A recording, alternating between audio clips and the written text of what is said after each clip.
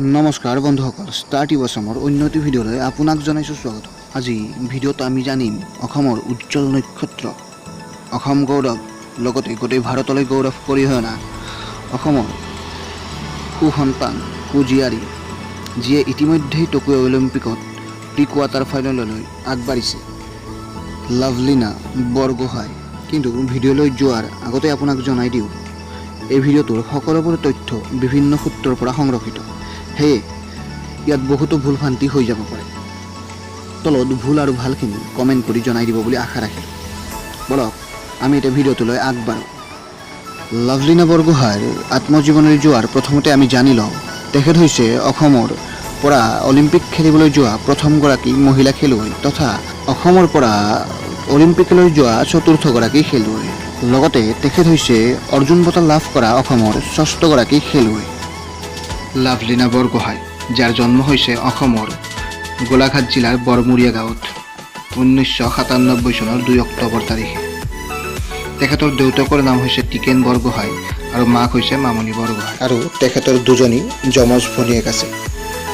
এজনীৰ নাম লিচা বৰগোহাঁই, যিয়ে BSFত, আৰু আনজনী লিমা বৰগোহাঁই CSFত চাকৰি কৰে।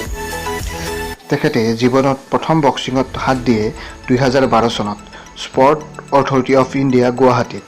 তেখেতৰ প্ৰথম প্ৰশিক্ষকৰ নাম হৈছে পদুম বড়ো, যদিও পিছলৈ তেওঁক মহিলা প্ৰশিক্ষক শিৱ সিঙে বক্সিং প্ৰশিক্ষণ দিবলৈ আৰম্ভ কৰে। তাৰ পাছত তেওঁ 2012 চনৰ জুলাই মাহত প্ৰথমখন ছাব জুনিয়ৰ বক্সিং চেম্পিয়নশ্বিপত ভাগ লয় আৰু গ'ল্ড মেডেল জিকিবলৈ সক্ষম হয়। 2013 চনত চেৰ্বিয়া নামৰ ঠাইত হোৱা ইণ্টাৰনেশ্যনেল আৰু নেশ্যনেল কাপত তেওঁ দ্বিতীয়বাৰৰ বাবে চিলভাৰ পাবলৈ সক্ষম হয়। 2016 চনত প্ৰথমবাৰৰ বাবে ছিনিয়ৰ কেটাগৰীত তেওঁ খেলে। 2017 চনৰ নৱেম্বৰ মাহত ভিয়েটনামত অনুষ্ঠিত হোৱা এছিয়ান বক্সিং চেম্পিয়নশ্বিপত তেওঁ ব্ৰঞ্জ মেডেল পাবলৈ সক্ষম হয়। 2018 চনৰ ফেব্ৰুৱাৰী মাহত হোৱা international boxing championship welter weight কেটাগৰীত আকৌ তেওঁ গ'ল্ড পাবলৈ সক্ষম হয়।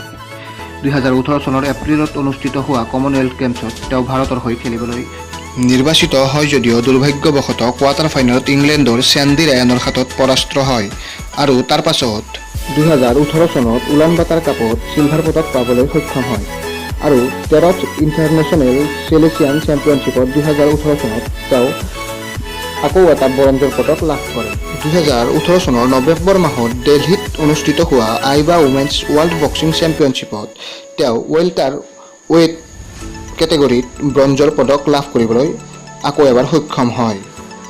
2019 অক্টোবৰ মাহত ৰাছিয়াত অনুষ্ঠিত হোৱা আইবা উমেন্স ৱৰ্ল্ড বক্সিং চেম্পিয়নশ্বিপত তেওঁ আকৌ এবাৰ ব্ৰঞ্জৰ পদক লাভ কৰিবলৈ সক্ষম হয়। আকৌ এবাৰ 2020 চনৰ Asia Oceania boxing Olympic qualification টুৰ্ণামেণ্টত 69 কেজি কেটাগৰীৰ কোৱাৰ্টাৰ ফাইনেলত উজবেকিস্তানৰ মাফতানুভ খান মেলিৱাক পৰাস্ত কৰে আৰু ইয়াৰ লগে লগে 2020 টকিঅ' অলিম্পিকলৈ তেখেত কোৱালিফাইড হয়। এতিয়া আপোনাৰ মোৰ লগতে গোটেই অসমবাসী তথা গোটেই ভাৰতবৰ্ষৰ সকলো ৰাইজৰে এটাই আশা, তেখেতে কঢ়িয়াই আনক অসমলৈ বহুকেইটা পদক, লগতে আনক অসমৰ লগতে তথা গোটেই ভাৰতবৰ্ষৰ গৌৰৱ।